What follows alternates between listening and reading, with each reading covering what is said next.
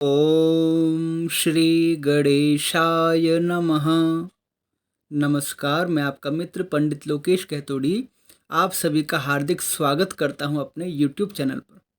आप सभी को श्री कामदा एकादशी जी की हार्दिक शुभकामनाएं। यह एकादशी संपूर्ण पाप कर्मों को भस्म करने वाली तथा मनोवांछित कामनाओं को देने वाली है। इसका व्रत अत्यंत पवित्र और पुण्यदायी है। आज हम इस वीडियो के माध्यम से श्री कामदा एकादशी जी की व्रत कथा का श्रवण करेंगे। आइए वीडियो आरंभ करते हैं। श्री युधिष्ठिर जी ने पूछा, हे वासुदेव, आपको नमस्कार है। अब मेरे सामने यह बताइए कि चैत्र शुक्ल पक्ष में किस नाम की एकादशी होती है। भगवान श्री कृष्ण बोले, राजन, एकाग्रचित्त होकर यह पुरातन कथा सुनो, जिसे महात्मा वशिष्ठ जी ने राजा दिलीप के पूछने पर कहा था। दिलीप ने पूछा, हे भगवान, मैं एक बात सुनना चाहता हूँ। चैत्र मास के शुक्ल पक्ष में किस नाम की एकादशी होती है। महात्मा वशिष्ठ जी बोले, हे राजन, चैत्र शुक्ल पक्ष में कामदा नाम की एकादशी होती है। वह परम पुण्यमयी है। पाप रूपी ईंधन के लिए तो वह दावानल ही है। प्राचीन काल की बात है, नागपुर नाम का एक सुंदर नगर था, जहाँ सोने के महल बने हुए थे। उस नगर में पुंडरीक आदि महाभयंकर नाग निवास करते थे। पुंडरीक नाम का नाग उन दिनों वहाँ राज्य करता था। गंधर्व, किन्नर और अप्सराएं भी उस नगरी का सेवन करती थी। वहाँ एक श्रेष्ठ अप्सरा थी, जिसका नाम ललिता था। उसके साथ ललित नाम वाला गंधर्व भी था। वे दोनों पति पत्नी के रूप में रहते थे। दोनों ही परस्पर प्रीति और काम से पीड़ित रहा करते थे। ललिता के हृदय में सदा पति की ही मूर्ति बसी रहती थी और ललित के हृदय में सुंदरी ललिता का नित्य निवास था। एक दिन की बात है, नागराज पुंडरीक राज्यसभा में बैठे थे। उस समय ललित का गान हो रहा था, किंतु उसके साथ उसकी प्यारी पत्नी ललिता नहीं थी। गाते गाते उसे ललिता का स्मरण हो आया, अतः उसके पैरों की गति रुक गई और जीभ लड़खड़ाने लगी। नागों में श्रेष्ठ करकोटक नाग को ललित के मन का संताप ज्ञात हो गया, अतः उसने राजा पुंडरीक को उसके पैरों की गति रुकने एवं गान में त्रुटि होने की बात बता दी। करकोटक की बात सुनकर नागराज पुंडरीक की आंखें क्रोध से लाल हो गई। उसने गाते हुए कामातुर ललित को श्राप दिया, हे दुर्बुद्धे, तू मेरे सामने गान करते समय भी अपनी पत्नी के वशीभूत हो गया, उसका स्मरण करने लगा, इसलिए तू राक्षस हो जा। क्योंकि यह मर्यादा नहीं है कि श्रेष्ठ पुरुषों के समक्ष उनके चिंतन के अतिरिक्त काम का चिंतन किया जाए। महाराज पुंडरीक के इतना कहते ही वह गंधर्व राक्षस हो गया। भयंकर मुख, विकराल आंखें और देखने मात्र से भय उपजाने वाला रूप, ऐसा राक्षस होकर वह कर्म का फल भोगने लगा। ललिता अपने पति की विकराल आकृति देखकर मन ही मन बहुत चिंतित हुई। भारी दुख से कष्ट पाने लगी। सोचने लगी, क्या करूं, कहाँ जाऊं। मेरे पति पाप से कष्ट पा रहे हैं। इनका राक्षस भाव कैसे छूटे, कैसे उनका उद्धार हो, कैसे श्राप का विमोचन हो।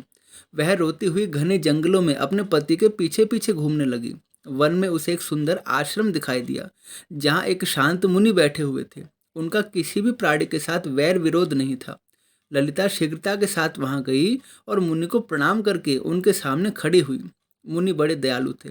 उस दुखिनी को देखकर वे इस प्रकार बोले, हे पुत्री, हे शुभे, तुम कौन हो, कहाँ से आई हो, मेरे सामने सच सच बात बताओ, तुम रो क्यों रही हो।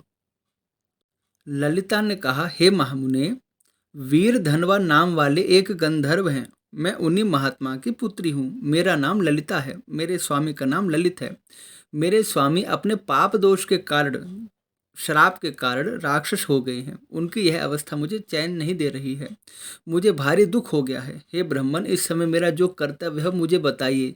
विप्रवर, जिस पुण्य के द्वारा मेरे पति राक्षस भाव से छुटकारा पा जाए, उसका उपदेश कीजिए।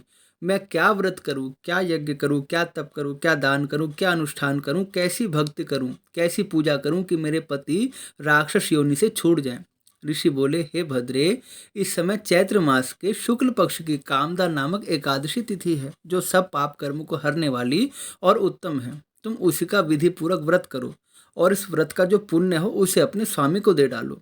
पुण्य देने पर क्षण भर में ही उसके श्राप का दोष दूर हो जाएगा। राजन, मुनि का यह वचन सुनकर ललिता को बड़ा हर्ष हुआ।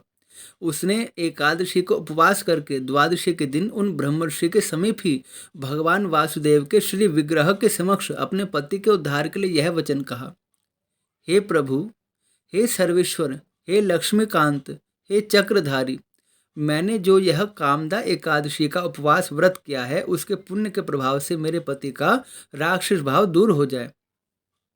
वशिष्ठ जी कहते हैं, ललिता के इतना कहते ही उसी क्षण ललित का पाप दूर हो गया। उसने दिव्य देह धारण कर लिया, राक्षस भाव चला गया और पुनः वह गंधर्व हो गया। हे राजन, वे दोनों पति पत्नी कामदा एकादशी के प्रभाव से पहले की अपेक्षा अधिक सुंदर और समृद्धिवान होकर विमान पर आरूढ़ हो स्वर्गलोक में चले गए।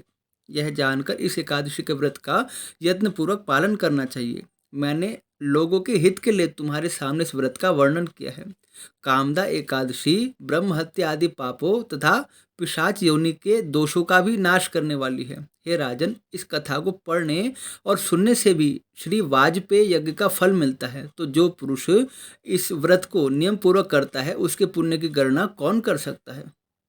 इसलिए भगवान श्री विष्णु जी के चरणों में अपने मन को लगाकर इस व्रत का अनुष्ठान करना चाहिए तथा भक्तियुक्त होकर इस कथा को सुनना चाहिए, क्योंकि कथा सुनने से भगवान में श्रद्धा उत्पन्न होती है और श्रद्धा उत्पन्न होने से भगवान में भक्ति उत्पन्न होती है और भक्ति की प्राप्ति होने से मनुष्य का हमेशा कल्याण ही होता है। इस प्रकार श्री कामदा एकादशी जी की व्रत कथा संपूर्ण हुई। आपको यह व्रत कथा कैसी लगी कृपया कमेंट करके अवश्य बताइए। साथ ही हमारे चैनल को सब्सक्राइब भी कीजिए यदि आपने सब्सक्राइब नहीं किया है। आगे भी हम आपके लिए इसी प्रकार लाभकारी कथाएं तथा ज्योतिष संबंधित संपूर्ण उपाख्यान और राशिफल लाते रहेंगे। आप हमारे चैनल को सब्सक्राइब कीजिए और इस वीडियो को लाइक कीजिए और शेयर कीजिए। मिलते हैं एक अगले कार्यक्रम के साथ, तब तक के लिए आप सभी को जय श्री राम।